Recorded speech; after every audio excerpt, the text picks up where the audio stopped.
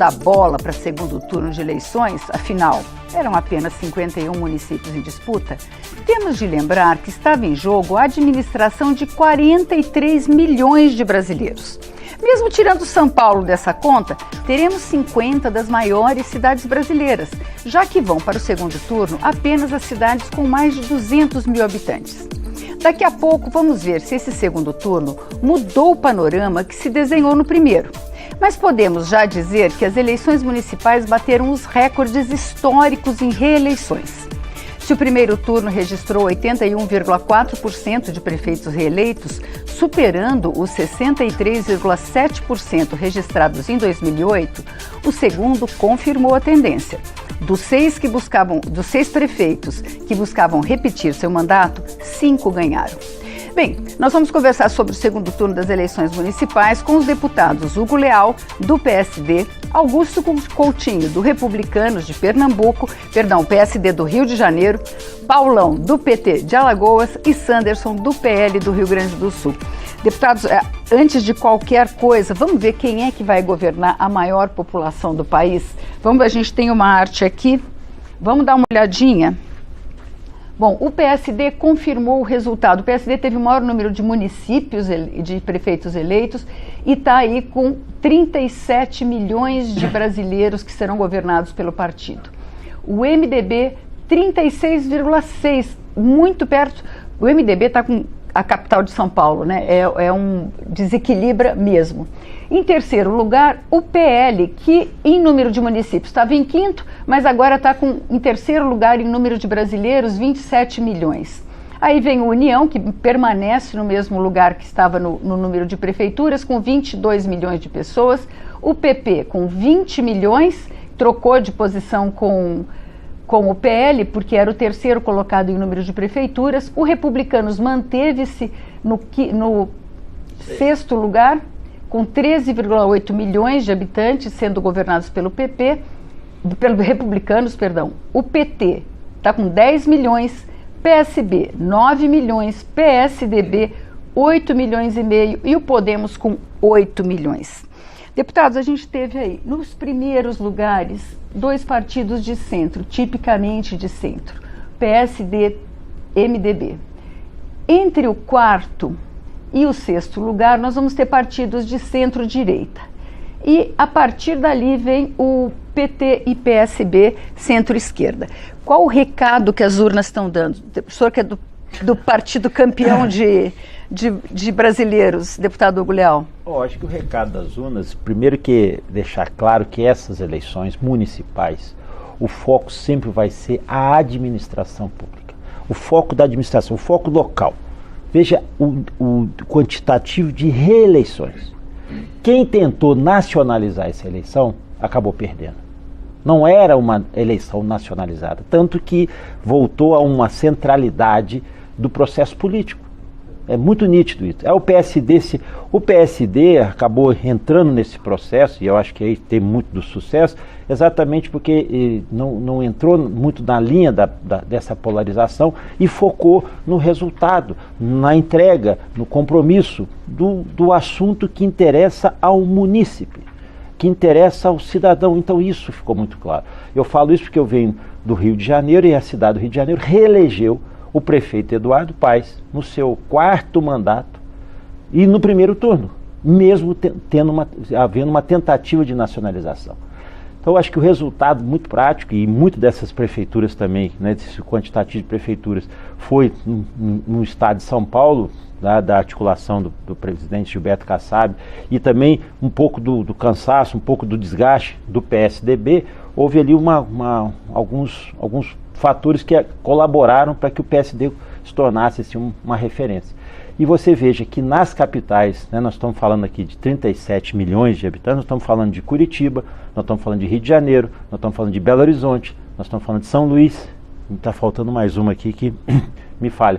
Então, 5 capitais e mais um universo de várias outras cidades, né, que são de médio porte, que também foram conquistadas. Mas nítido, veja a taxa de reeleição. O que significa uma taxa de reeleição? Significa que quem estava sendo avaliado era a administração e não o processo da discussão ideológica. O senhor concorda, deputado Sanderson, que o eleitor descartou um pouco a discussão ideológica nesse momento? Eu concordo com o Hugo.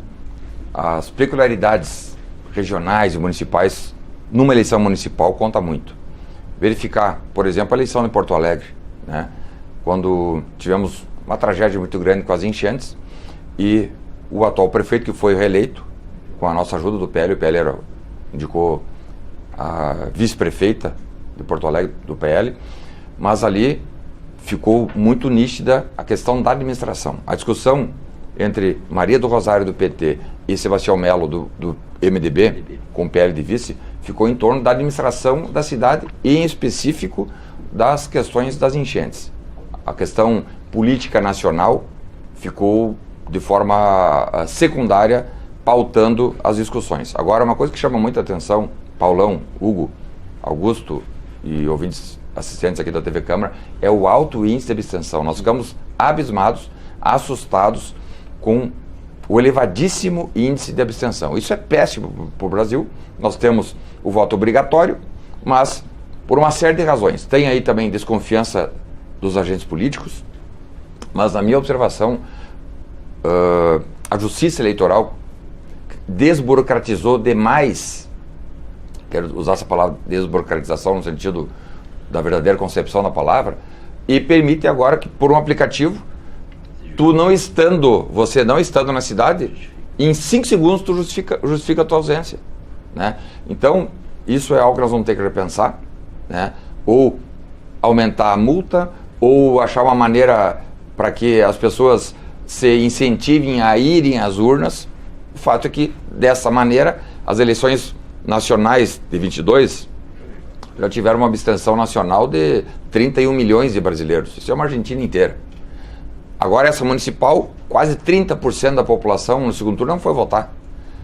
Em 26 nós temos uma eleição importantíssima para eleição de presidente, governadores, senadores da República, deputados federais. Nós, acho que é o momento, o Congresso Nacional, e aqui é a casa para fazer essa discussão, Câmara dos Deputados e Senado, fazer essa discussão, verificar. Ou então vamos adotar o sistema que muitos países adotam do voto facultativo, do voto não obrigatório. E aí talvez a abstenção vai ser muito maior. Em vez de 30% vai ser 60%. Então, é o momento de fazermos revisitarmos essa questão da obrigatoriedade do voto, né? Ou se vamos continuar com o voto obrigatório, que eu até acho que nesse momento ainda é necessário, vamos ter que verificar por que nós estamos com 30%. Essa parcela de 30% vota na direita, vota na esquerda, do centrão, vota no centro, vota na extrema direita, na extrema esquerda, e aí 30% de brasileiros não foram votar. São contribuintes. Eu queria só antes, eu acho importantíssimo que serem ouvidos. O senhor olhou a minha pauta. Eu acho importantíssimo a gente abordar isso. Só queria fechar um pouco essa questão do resultado e a gente passa em seguida para isso. Porque o senhor tem, essa pergunta estava na como sequência. Assim? Como mas assim? É que chamou muita atenção a abstenção. A abstenção chamou demais atenção. Ele já avançou. Pronto, Deputado Paulão, como é que o senhor vê o eleitorado está apontando para o centro? Veja bem, primeiro concordar com meus colegas Hugo e Anderson nesse momento que o processo de debate ele foi municipalista, né? Na realidade havia uma discussão, inclusive de alguns cientistas políticos, que você teria uma polarização nacional e isso contagiaria os municípios. Não ocorreu. Na realidade a população quer discutir o poder local. Esse é um fator, mas um outro fator também que a gente tem que aprofundar com muita calma, fazer um estudo, na minha visão também foi muito recursos do orçamento secreto, né? O orçamento secreto ele desequilibrou o processo, né? E foi valores muito altos, né? A gente está discutindo aqui que em relação à presidência tanto da Câmara como do Senado, o valor foi acima de 59 bilhões de reais. Isso teve influência porque os parlamentares alimentaram as suas bases e fortaleceram, inclusive, as gestões. Eu acho que coloco o outro elemento, né? O Anderson levantou essa questão da abstenção, a gente tem que discutir com muita calma. fazer uma análise, inclusive, principalmente do Poder Judiciário, né? Porque essa abstenção é um descrédito na classe política, esse método que o Anderson falou do ponto de vista, essa facilidade da justificativa, enfim, são elementos que a gente tem que aprofundar. Do ponto de vista do corte ideológico, quem imaginava que teria polarização não ficou no campo nem da esquerda, nem da direita, eu diria principalmente da direita mais radical. Na realidade, você caminha para o centro-direita a partir desses partidos que foram vitoriosos, né? Esses partidos ele tem esse perfil, fazem parte da base do governo federal, né? E tudo isso, acredito que a sociedade caminhou muito para a teoria do meio, né? Essa é a minha reflexão. Deputado Augusto Coutinho, como é que o senhor vê esse resultado aí? De partidos de centro, partidos de centro-direita? É um ponto comum de que a eleição municipal é um fator local. As pessoas vão escolher quem vai administrar a sua cidade, a sua vida, onde você mora, cuidar do lixo, cuidar da escola, cuidar da creche. Essa é a questão. Então essa questão ideológica é um grave erro. Primeiro, eu acho que a gente vê cientista político de fazer análise. O governo perdeu, o governo ganhou, o governo anterior perdeu, o governo ganhou. Isso é uma análise muito pouco aprofundada. Porque é óbvio que, como todos os colegas disseram, aqui foi discutido na eleição o fator local. Eu posso concordar com o Paulão quando ele diz que essa questão do orçamento desbalanceou. Eu concordo que sim, desbalanceou. E eu quero dizer até que hoje, com a minha experiência, eu já em tempos atrás eu defendia que a gente tivesse uma eleição única, uma eleição no Brasil de presidente a prefeito. Hoje eu discordo integralmente. Eu acho que a eleição do prefeito ela poderia ser até no mesmo ano, mas ela tem de ser separada. Porque a questão municipal é a questão municipal, como eu falei no início, é a questão de você estar discutindo o que é melhor para a sua cidade. E foi dito aqui por Santos, é uma pura verdade. Os candidatos que ideologizaram essa eleição se deram mal. Ou seja, que queriam ou estar na sombra do presidente Lula ou na sombra do presidente Bolsonaro, esses se deram mal, exceto algumas pequenas exceções, porque na verdade a população queria discutir o local. Eu estava conversando ontem com um senador Laércio de Sergipe, procurando saber, não, porque a candidata do PL ganhou lá e tal, ela não tem essa vinculação com o presidente Bolsonaro. Ela muito mais fez o discurso local e ganhou a eleição por isso.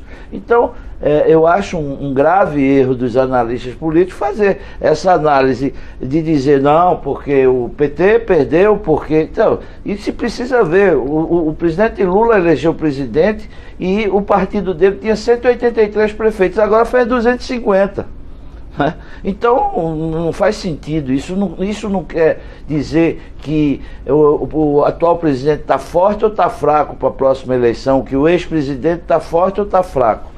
Isso não diz nada. Eu acho que essa eleição é a local, não fala muito de ideologia, e é natural que hoje o que você vê, houve um crescimento de todos os partidos. Por quê? Porque reduziu-se o número de partidos.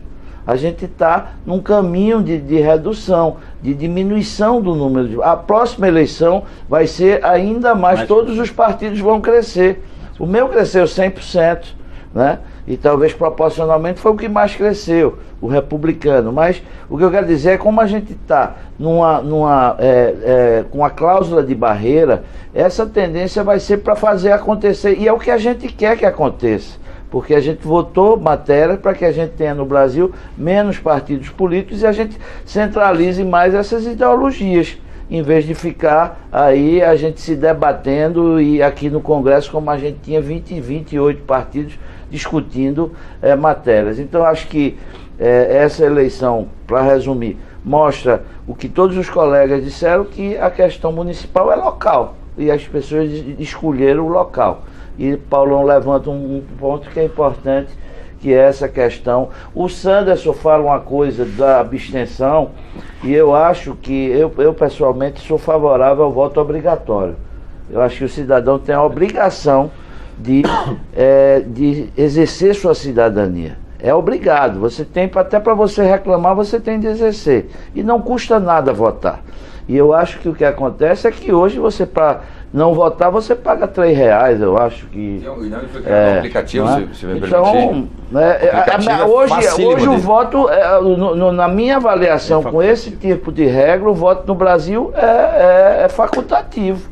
Já é facultativo. Na prática, então, é facultativo. Deputado Hugo Leal, o Instituto Cidades Sustentáveis fez uma pesquisa que mostra que 80% dos brasileiros não querem participar da vida política na cidade em que moram. Qual é a resposta? Vamos adotar o voto facultativo? Vamos apertar as regras para o voto obrigatório? Como é que o senhor vê a questão do voto? Eu particularmente, primeiro concordo que eu acho que esse processo de abstenção, ele cresce, vertiginosamente, exatamente porque as pessoas acabam se afastando. Eu acho que há uma dificuldade no próprio sentido da comunicação, das campanhas, do processo político, do desgaste. Às vezes a própria polarização acaba afastando ainda mais o universo de pessoas. Você concentra um universo menor, 10%, 20%, e afasta 60%, 70%, porque as pessoas não querem mais fazer essa discussão, porque viram isso que é negativo dentro de casa. E acaba que a pessoa, ao invés de exercer, ela acaba se afastando. Acho que isso é uma coisa que complica a vida. Ela prefere discutir futebol, que pode ter uma divergência, mas sabe que não passa daquilo, mas não quer discutir política. Isso é muito negativo para o processo. E é interessante porque acho que todos nós aqui, com a faixa etária, eu vivi tempos aqui no país que nós lutávamos por diretas já. Isso em 1984, nós íamos para a rua pedir eleições, e pedimos eleições para presidente, pedimos eleições. E depois o processo político foi nos ensinando e foi colocando as eleições de 2 em 2 anos. E isso acabou que as pessoas, não estou dizendo que cansaram, mas é sempre um chamamento que eu acho que é importante. E sempre, o que eu digo, acho que o nosso conceito do processo eleitoral acaba concentrando sempre em pessoas. E a gente nunca debate teses, temas, políticas públicas, Quem que é o melhor, quem que é o pior, se é o A, se é o B. Então, acho que a nossa democracia está consolidada dentro desse processo. Ela precisa fazer uma retomada da discussão e deixar a centralidade de pessoas para buscar a centralidade de temas. Eu acho que isso é muito mais difícil, mas é o que acontece em outras democracias. Eu vou dar um exemplo aqui, eu poderia citar outros, mas nos Estados Unidos e outras democracias também na Europa, que eles optam. Por que eles não têm voto eletrônico?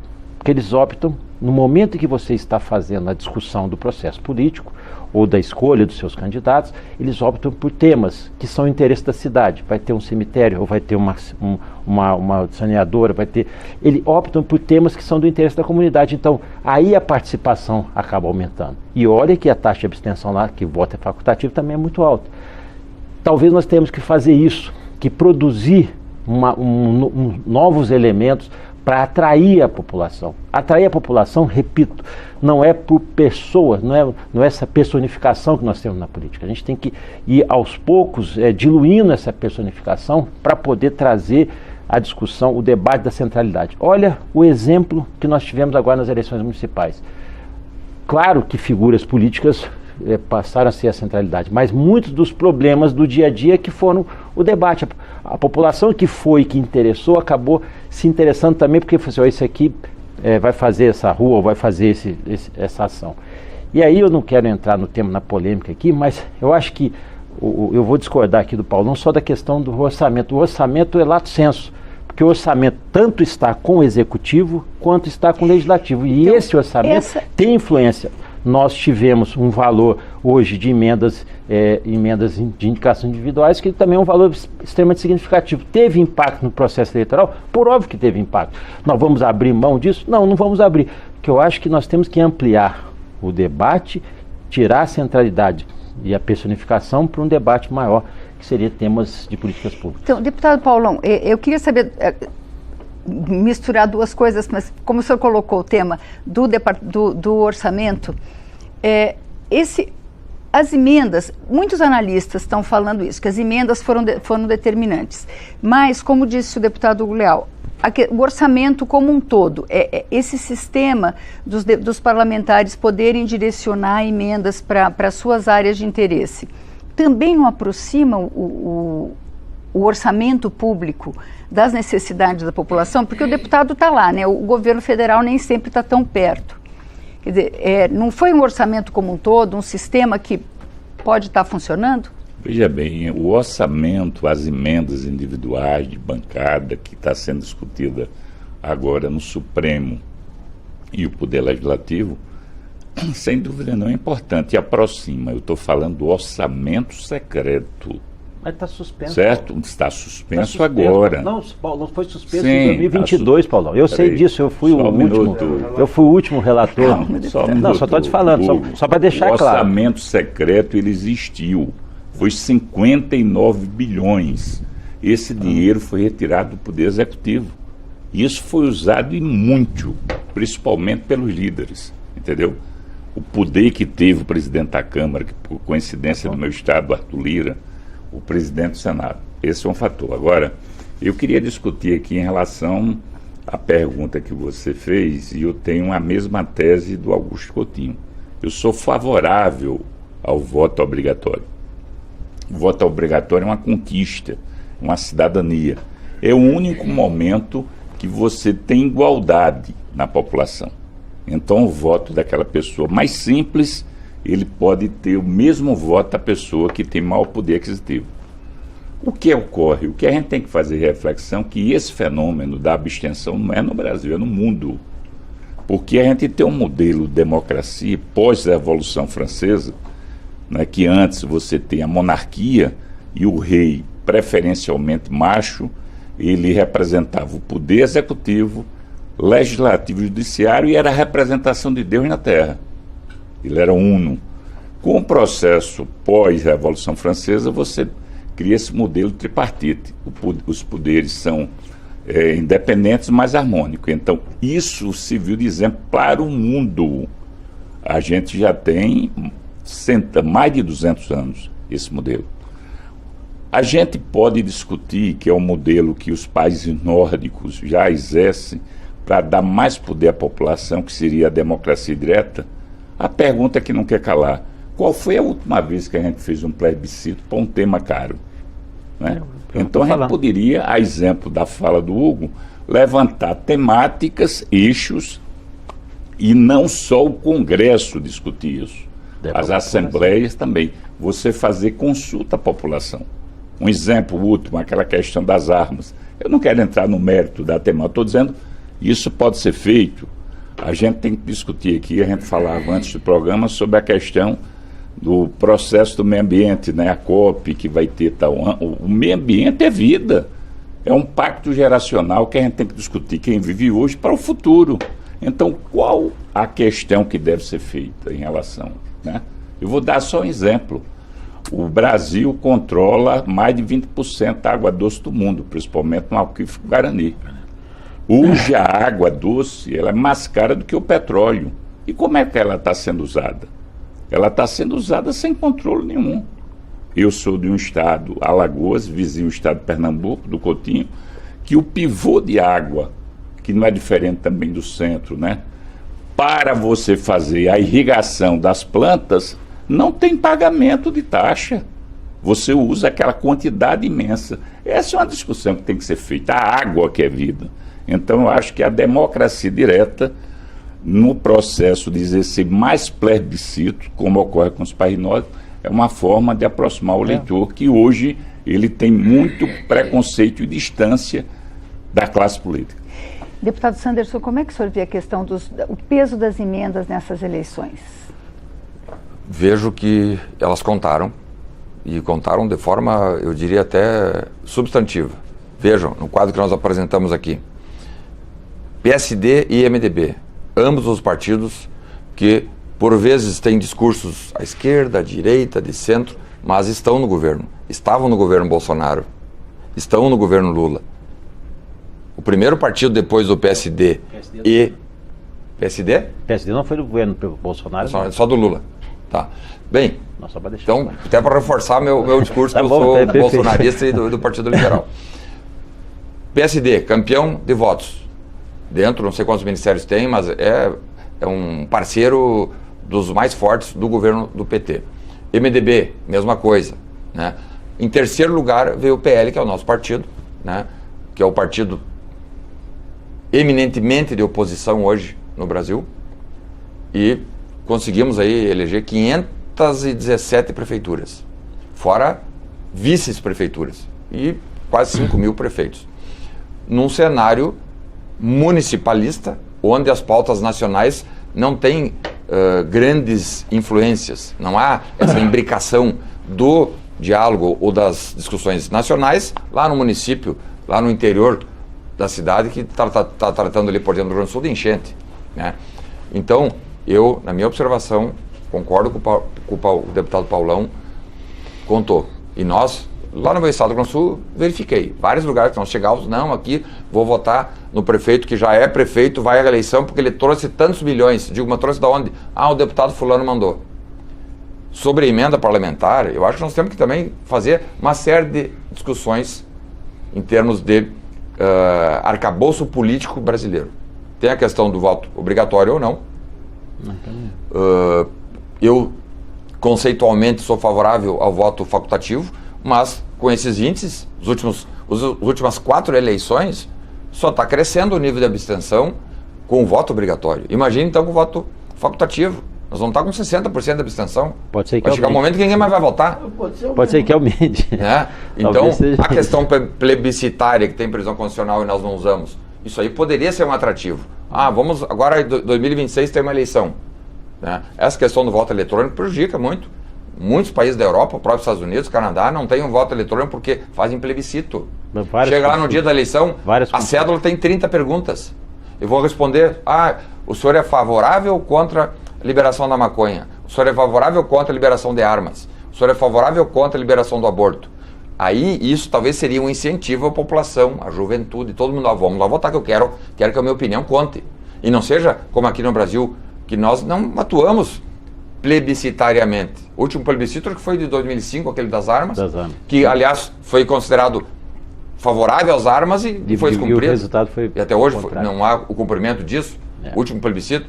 Então, abstenção, essa não importância às ideias do agente político que está ali representando, seja para prefeito ou para vereador, estão ficando secundariamente deixados de lado para, como disse o prefeito para mim lá, não, eu vou votar no fulano porque ele trouxe não sei quantos milhões de emendas. E nesse caso, inclusive, tinha indício de corrupção lá. Não me interessa se ele é corrupto ou não é corrupto, ele trouxe dinheiro e asfaltou a minha cidade aqui, é isso que interessa. Então, uma série de questões precisam serem discutidas de forma muito responsável aqui no Congresso. Nós temos uma eleição em 2026 que eu acho que 2 anos dá para fazer algumas modificações, nós temos 2025 inteiro. Alguns falam em trazer para o Brasil um instrumento utilizado por vários países do mundo afora, que é o do voto distrital. Para evitar que um estado, por exemplo, como São Paulo, ou o Rio Grande do Sul mesmo, o Rio Grande do Sul tem 31 deputados federais. Um deputado que tenha domicílio em Porto Alegre tem que ir lá em Uruguaiana, 800 quilômetros para buscar voto. Quando na região de Uruguaiana, Livramento, fronteira com a Argentina, não tem nenhum deputado. Bom, antes que o deputado Sanderson faça uma outra reforma política, que a gente permanentemente está fazendo aqui, eu queria colocar mais uma questão que tem a ver com reforma política. Aliás, o senhor pode começar respondendo. Voltou-se a discutir o financiamento privado de campanha. Né? A tentativa de ser só o orçamento público, só o financiamento público das campanhas, não conseguiu evitar o Caixa 2, a gente viu um monte de apreensões nessas eleições mesmo. Como é que o senhor vê a questão do financiamento privado de campanhas? Deveria se voltar, já que a gente está fazendo uma reforma política. Eu acho que nós estamos numa quadra tão difícil no Brasil, cobertura é curto, nós não temos dinheiro para atender a saúde, para atender a educação, para atender a infraestrutura, e eu nem sei qual é que foi o valor total do fundo eleitoral desse ano, mas 5 bi. 5 bilhões. 5 bilhões é um valor importante. Então, a maioria dos países, mais uma vez usando o direito comparado, a maioria dos países utiliza recursos privados. e tem um recurso público mínimo, não é 5 bi, é 1 bi, 1/5, por exemplo, ou 20% que nós usamos hoje. Então, teria um valor menor, até para possibilitar candidaturas que não querem buscar recursos na iniciativa privada ou não têm essa possibilidade, né? Mas temos que abrir, sim. Eu acho uma anticivilidade. Nós estamos tratando o político brasileiro como incapaz de receber um dinheiro privado e fazer o bom uso, né? E quando é que acabou as doações privadas? Naqueles escândalos de corrupção do mensalão. Então, tira o sofá da sala. Quando era para fazer o quê? O deputado, o senador, o candidato a prefeito, a vereador, que recebeu dinheiro da iniciativa privada e não aplicou na campanha e não prestou contas, ele tem que ir para a cadeia. Não é jogar todo mundo como se fosse corruptos. Deputado, essa é a minha observação. Deputado Augusto Coutinho, como é que o senhor vê isso?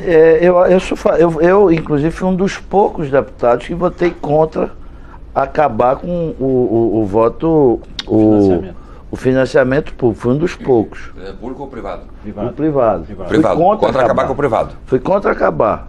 Era contra acabar. Porque eu acho que foi uma insanidade que se fez. Hoje se aumentou muito o orçamento público, que era gasto nisso, e se tem o Caixa 2 do mesmo jeito, né? Entendo igual. E o que é que acontece? Encareceu as eleições. Essa é a realidade pura. Então, muitas vezes aqui no Brasil, quando acontece uma coisa, como se diz, vende o sofá da sala. Tira o sofá da sala. Né? E não é. Outro ponto que é importante que a gente deixe muito claro aqui, porque toda vez eu ouço em rodas, e não ouvi isso aqui, mas tem que fazer uma reforma política. Tem que fazer uma reforma política. Vocês que são mais longivos nessa casa, como eu sou, já estou no 4º mandato, eu votei todos os sistemas políticos do Brasil aqui nessa casa. Nós já fizemos reforma política, nós não aprovamos ou não chegamos a um consenso em um sistema eleitoral que era o consenso na casa, que tinha a maioria e que tem de ter a maioria. Então o Sanderson, quando fala o voto distrital, eu já votei o voto distrital aqui, se era voto distrital, se era misto, você se lembra disso, a gente já votou a verdade eleitoral, a gente já votou todo o sistema político do Brasil, a gente votou aqui nessa casa, mas não teve consenso. Então esse negócio de dizer precisamos fazer uma reforma eleitoral, se é para fazer do que eu quero ou o que a maioria quer, porque o que a maioria quer é o que está aí, porque a gente já discutiu diversas vezes e nunca chegou a um consenso do ideal. Aliás, o ideal não existe. Onde você vai em qualquer país do mundo para discutir o sistema eleitoral, o cara diz, não, ele é ruim, mas o melhor sistema é a democracia, esse é de fato o melhor, né? Então esse é mais um ponto assim que eu queria só dizer isso. Eu acho que na verdade, o que a gente precisa efetivamente no Brasil é tentar juntar a população com a política. E só mais um comentário quanto a isso. Eu acho que o que isso afasta hoje é exatamente as redes sociais. Porque hoje, infelizmente, o que você está criando são personagens e não pessoas. Você muitas vezes você vê uma pessoa ser eleita e o cara não tem história nenhuma, ele tem apenas uma rede social que é impactante, sempre no discurso de ele contra alguém, né, falando mal das pessoas, não se aprofundando em nada, e esse encurtamento, ou seja, de você conhecer bem as pessoas, é o que dá esse afastamento das pessoas da política. Como é que a gente pode pensar uma cidade feita São Paulo, uma cidade que é a mais desenvolvida e mais rica do Brasil, você ter um personagem daquele coach que estava lá a fazer o que fez numa discussão política? Isso é uma coisa lastimável. É uma coisa lastimável ainda ter muita gente que defende e vota. 30%. Né?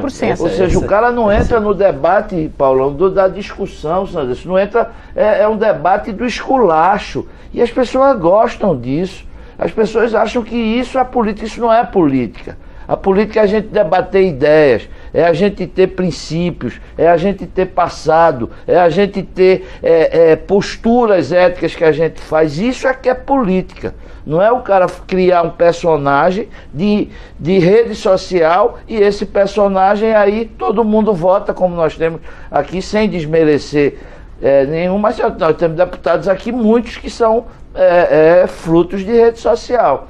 Então eu acho que isso, na verdade, Sanderson, aqui hoje, lamentavelmente, é um processo que eu não vejo como reverter, porque cada dia está se piorando isso. As pessoas são mais rasas, ninguém lê mais um livro, ninguém se aprofunda numa discussão, ninguém vê a história, ninguém faz nada. O cara vê aquele filmete de rede social e tira a conclusão de que é verdade. Financiamento público. Bom, primeiro que a questão de financiamento público e privado, eu acho que é totalmente possível a convivência dos dois. Eu já tive posicionamento contrário e para só ter financiamento público, depois só ter financiamento privado. Eu acho que a convivência é muito interessante. Só tenho uma ponderação a fazer na questão do financiamento privado.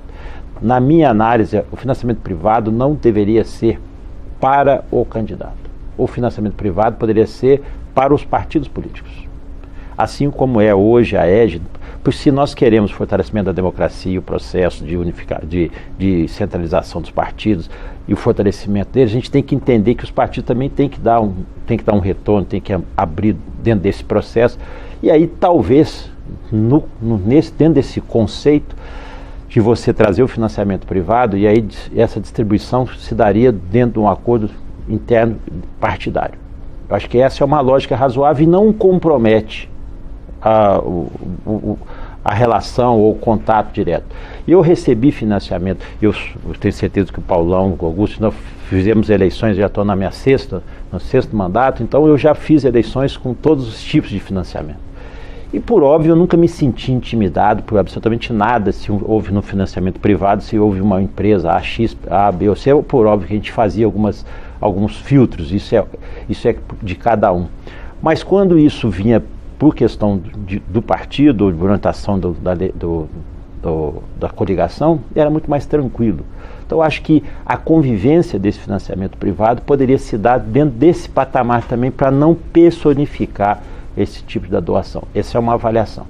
Um outro tema, né, falar bem rapidamente aqui, falar para o Augusto Coutinho, bem-vindo ao século XXI, infelizmente a era da superficialidade, né, e a gente sofre muito com isso, quem tem trabalho, quem vive. Como é que você vai discutir com alguém que é raso? É difícil, e hoje a cultura da informação em segundos, em um minuto e meio, não vai gravar mais que um minuto.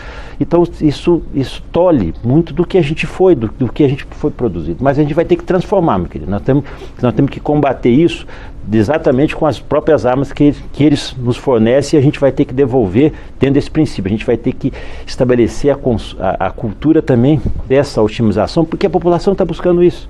Se não fosse assim, esse indivíduo que você trouxe aqui, essa figura personagem político, não teria esse espaço. É que ele trabalha a mente. Ali é diferente, ele não é uma pessoa do espaço público político ali. Ele viu o interesse. Só pelo que nós discutimos aqui, a abstenção. A abstenção é sinalização de quê? Que as pessoas não querem participar do processo político. Ou seja, quem não quer participar identifica alguém que vai contra aquele processo político e ele acaba aderindo à ideia. Então a gente tem que saber se transformar isso. Nós mesmos, nós que estamos no dia a dia, nós que estamos dentro do momento político, como é que nós traduzimos isso para que a população acesse e entenda o que nós estamos falando? Acho que essa é uma lógica boa. Deputado Paulão, quando o Congresso votou o fim do financiamento privado, a ideia era de que o financiamento privado afetava os mandatos, né, influenciava decisões. Mas agora está se vendo que o Caixa 2 o Caixa 2, como o próprio nome diz, é uma coisa que é subreptícia, que não é público o financiamento. Como é que o senhor vê? Como resolver essa questão? Veja bem, eu tive a experiência, ao exemplo do Leal e do Coutinho, de conviver com o financiamento privado e público agora. Eu sou da tese que deveria ser financiamento público. Ele dá uma paridade de armas, né? Agora tem essas anomalias que os colegas antecederam, né? E não impede o financiamento privado. Há uma matéria de um articulista político que diz que principal campeão, vencedor de vereadores e prefeito no Brasil foi o homem mais rico do setor do açúcar, que é o Ometo. Ele financiou vários prefeitos, vários vereadores, entendeu? Então continua No mesmo CPF com financiamento. Com o CPF dele, né? Então como discutir isso nesse processo? Outro exemplo saindo do Brasil é o homem mais rico do mundo, o Elon, o dono do X, né, do Twitter. Ele agora está fazendo um cassino eleitoral. E a omissão da justiça americana. Ele tem o direito de votar no Donald Trump, não tem problema. É um direito dele como cidadão. Agora, ele fazer todo dia um processo de uma loteria, colocando $1 milhão de dólares por dia, para que você possa aderir à campanha de Donald Trump. Isso desequilibra, porque está demonstrado agora recentemente, que é outro debate que não está nessa seara, você veja o que foi esses jogos eletrônicos, né?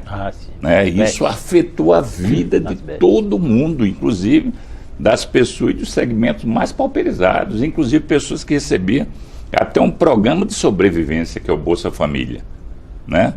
Então, ora, ele na realidade é como se tivesse lá essas bets. Então, o financiamento privado, ele tem que ter controle. Agora, o Hugo levanta a questão interessante, que essa casa não quer discutir. A gente vai fortalecer o personalismo ou a gente vai fortalecer partidos? Quando fortalece partido, tem a racionalidade que o Coutinho levantou de você enxugar o número de partidos e fazer o corte ideológico. Quem é de extrema direita, extrema esquerda, esquerda de centro, e a população se identificar. O problema do Brasil é que a gente não tem uma democracia consolidada. Você não tem 50 anos de democracia. A gente teve o golpe militar em 64, aí retomou a democracia, depois veio a Dilma. Então você não dá, isso não cria vínculos com a sociedade. Então a gente tem que pensar nisso, por quê? Porque tem um debate que a esquerda realiza, mas pode ser a direita. Se a gente quer fortalecer partido, eu defendo a tese que deveria ser voto e lista. Então, no caso aqui, essa tese vai então, o que ocorre? O Hugo está no PSD. Se ele tem trabalho prestado no Rio de Janeiro, ele vai pra cima dali. A sociedade, ele tem uma relação orgânica com o partido, é respeitado, então o partido vai indicar ele para ele ser o número 1. O Coutinho vai ser o 2 ou 3, enfim, não sei. A gente coloca na lista da prioridade. Então, a população, quando sai, ela vai votar no PSD, vai votar no PL, vai votar no PT. Então, você tira esse personalismo e fortalece. Esse debate é fácil. Nós três aqui que temos mais mandato sabem que... Mas eu defendo hoje a manutenção do financiamento público. Eu sou contrário a acabar e abruptamente passar para privado, porque a gente já vivenciou e a experiência não foi boa. Agora, saindo um pouco do âmbito dos partidos e voltando um pouco às pessoas.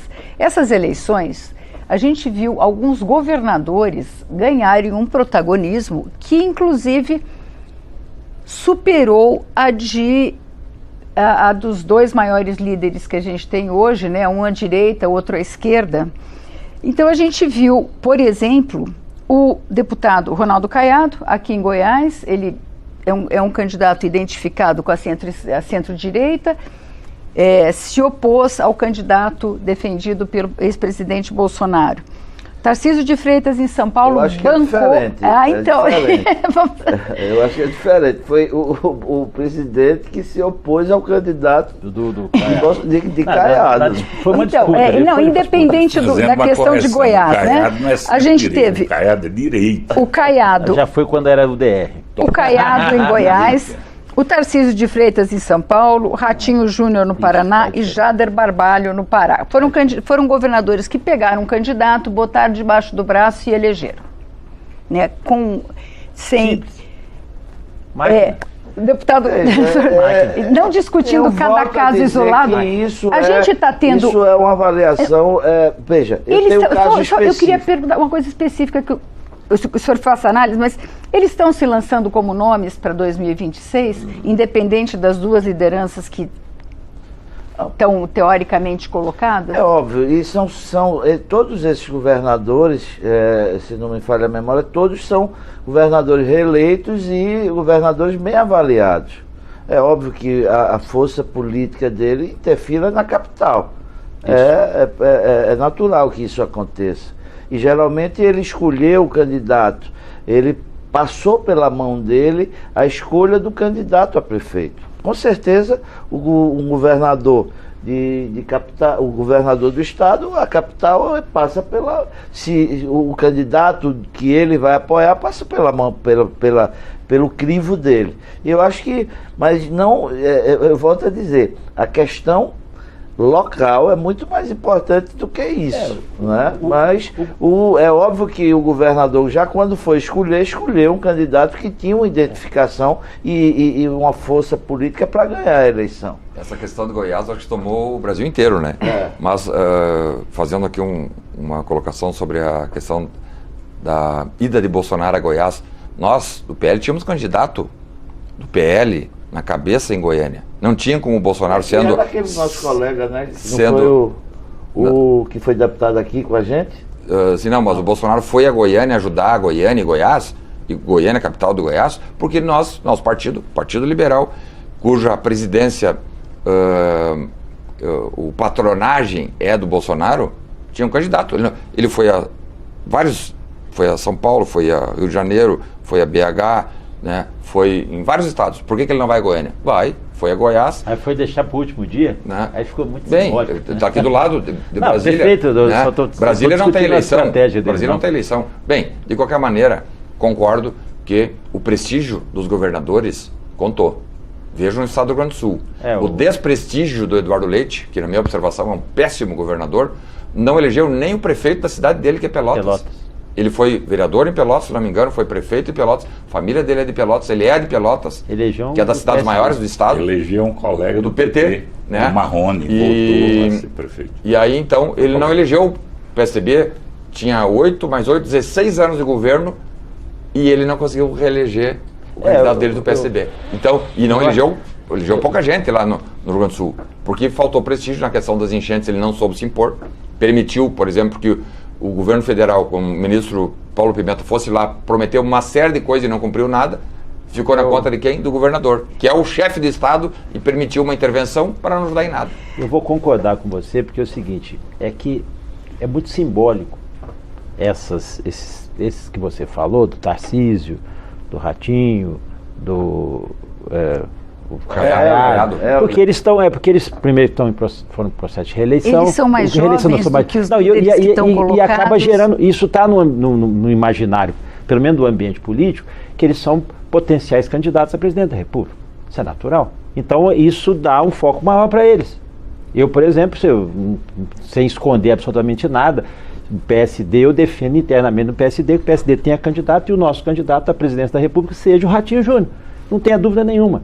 Isso é posicionamento. É óbvio que passava ali um estreito ali em que a avaliação para os governadores, uma derrota na capital, seria trágico para eles. O Tarcísio avaliou isso, o Caiado avaliou isso, Ratinho avaliou isso e outros. Por exemplo, o Zema, em Minas Gerais, também era uma pessoa que se coloca do Novo, postula, mas na capital ele teve que... Ele ignorou. Teve que sair, porque qualquer ambiente, mais ou menos o que aconteceu com o Alexandre Reis, teve que sair, porque qualquer ambiente que ele tomasse partido ali poderia vir a prejudicar, inclusive, a própria pretensão dele. Então, a estratégia de cada governador veio de acordo com o que oferecia, especialmente a capital, porque os governadores não deixam de ter influência nos outros municípios, mesmo municípios menores. Isso tem, porque a máquina do Estado é uma máquina também muito forte, muito poderosa, mesmo que às vezes passando por dificuldades. Então, agora, é que ficou no nosso imaginário de quem está no ambiente político, e esses que se apresentaram também são os que se apresentarão com Lula ou com Bolsonaro, mas que se colocam no cenário de 2026. Então, quando o Augusto Coutinho faz essa crítica, dizendo que essa eleição é descasada, que as pessoas estão pensando no município, há um ambiente, né, que circula no ambiente essa questão que todo mundo está falando de 2026. O que vai se interessar em 2026? Se efetivamente esse resultado de 2026 do PSD, do MDB, vai refletir, e eu acho que aí a eleição mais importante, não estou puxando brasa para a nossa sardinha, é na Câmara dos Deputados. Isso. Essa sim, essa que vai ter. Esses votos que estão nos municípios vão produzir parlamentares. A bancada do PSD vai sair de 45 para 60, para 70. Para 100. Isso, bom. O PL foi a 100. Então, mas o PL do nada não, querido. O PL teve presidente. Sim, então isso faz todo sentido. Essa eleição de 26 agora muda totalmente o cenário. Aí a polarização vai contar. Eu só quis trazer o que os governadores... Aí a polarização conta muito. O cenário político nacional vai contar muito. Vamos só deixar o deputado Paulo. Deputado Paulo, esses nomes, eles surgem como novos nomes, porque a gente estava sem nomes para candidatos a presidente, a não ser os que já estavam colocados, que já foram presidentes. O senhor acha que existe um protagonismo aí? Inclusive, o governador Zema, será que ele saiu menor por não ter assumido esse espaço? Sim. Veja bem, sem dúvida nenhuma, é natural na projeção do político ele querer o cargo maior à presidência da República, né? Mas eu queria destacar São Paulo. São Paulo é o segundo orçamento do Brasil. Primeiro orçamento é o governo federal, o estado do São Paulo é o segundo, a capital de São Paulo é o terceiro, e o segundo maior estado do Brasil, que é Minas Gerais, é o quarto. Veja bem, é um poder enorme desse processo.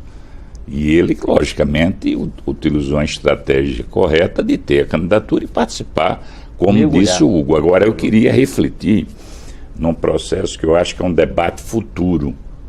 Não é como diz o Bauman, né, um filósofo importante, que teve influência principalmente na Inglaterra, a sociedade líquida, né, que o Coutinho, as pessoas não estão lendo mais. E aí tem um fato interessante, que ele ensinando um aluno e perguntou: você tem amigos? Tenho, professor. Eu tenho mais ou menos 1000 amigos. Você tem 1000 amigos? Aí ele disse: olha, eu tenho 83 anos e eu acredito que eu tenho no máximo 100. E como é que você tem tanto amigo? Eu disse: eu adiciono. E se não der certo, eu deleto. Aí a partir disso, é a sociedade, né? Então as redes sociais é esse mecanismo que você tem informação, mas não tem conhecimento. É diferente. E a outra coisa é sabedoria, porque você pode ser uma pessoa que não teve nem a oportunidade de ir tecnicamente à escola, ter pouco conhecimento, mas tinha sabedoria. Você faz parte. Aí uma questão concreta: como é que um cidadão, a nossa região do Nordeste, analfabeta, a esposa, tem 10 filhos e consegue fazer com que todos os filhos cresçam, né, com harmonia, com paz, etc. Então essa questão das redes sociais é gritante. A inteligência artificial, ela veio para ficar. É igual a Revolução Industrial, para o bem e para o mal. Inclusive eu tenho uma crítica muito velada à postura do governador de São Paulo, que no dia da eleição ele fez um bilhete apócrifo vinculando o Boulos ao PCC, pessoal. Isso você não faz, isso é falta de ética. Agora, no dia da eleição. E por que ele fez no dia da eleição? Foi uma estratégia pensada, porque no dia da eleição você não podia dar direito de resposta. Era o dia da votação. Veja bem. Então, essas brechas, aí ele vai responder isso. O TRE e o TSE tem que definir. Eu não posso macular. Eu posso ter divergência com o Hugo. Mas, como discutir no campo ético, do contraditório, agora o que ele fez, dizer que o Boulos é vinculado ao PCP, isso é criminoso. E isso que é redes sociais. A gente está chegando no... E é uma estratégia... Deixa eu só falar. Então, o senhor tem 1 minuto para concluir. Cada um dos senhores 1 minuto para concluir, deputado Hugo Leal. Deixa eu só falar. Ele conhece o Tarcísio, é uma pessoa responsável. Com certeza, e o secretário de Segurança Pública de São Paulo é deputado federal colega nosso aqui. Essa discussão vai ser... Essa discussão vai ficar... Deixa eu ajudar aqui. 1 minuto para cada um. Deixa eu ajudar aqui. 1 minuto para cada um, conclusões finais. Não é uma irresponsabilidade do Tarcísio. Aquilo ali eles usaram com base em informação que receberam foi erro, não justifica não. Só para dizer o seguinte, eu acabei esquecendo falei de 5, né? O PSD elegeu 5 prefeitos, eu acabei esquecendo um que é um dos mais importantes e que conseguiu, dentro da postura, que é uma postura antiga, um político tradicional, fazer uma vertiginosa comunicação, que é o Topázio, prefeito de Florianópolis. E ele é do PSD, se reelegeu. Ele era vice então, ele se reelegeu. E olha o tipo de comunicação que ele fez, ou seja, isso é um ensinamento para a gente, para nós, como que você, Paulão, do alto da nossa experiência, vai se comunicar. Você não precisa nivelar por baixo, mas você tem informações e começa a passar essas informações. E às vezes a pessoa quer buscar aquela informação, também pode ser interessante. Então, dos 5 prefeitos, né, a gente estava falando aqui que o PSD conquistou nas capitais, eu tinha acabado de esquecer e por acaso eu acho que ele é uma referência do ponto de vista do processo de reeleição, demonstração de entrega administrativa, de entrega de ações e também de comunicação. Então, só esse registro. Deputado Sanderson, 1 minuto para suas conclusões finais, por favor. Ficou bastante claro que o processo de eleição municipal tem suas peculiaridades e essas peculiaridades foram respeitadas novamente agora nas eleições de 24. E passadas as eleições, hoje é quarta-feira, na segunda-feira tu já viam Ares de 26. Aqui na Câmara, estava aqui, estamos já olhando para 2026. Tem eleição agora aqui na Câmara dos Deputados, eleição no Senado, mas está todo mundo tratando agora sobre quem serão os candidatos a presidentes, quem serão os candidatos a governadores, senadores e os deputados. Né?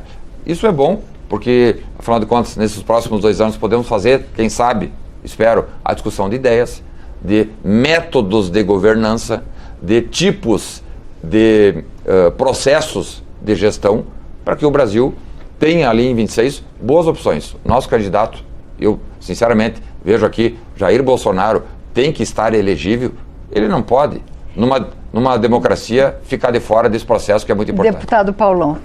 Veja bem, primeiro a oportunidade que você está dando à TV Câmara, o programa Expressão Nacional, é a gente fazer debate com os colegas aqui, que temos contradição ideológica, exemplo do PL, o Sanderson, o Coutinho, que é um amigo histórico quando eu fui deputado estadual, o Hugo, né, pessoas experientes, e isso é o segredo da democracia, que é o debate.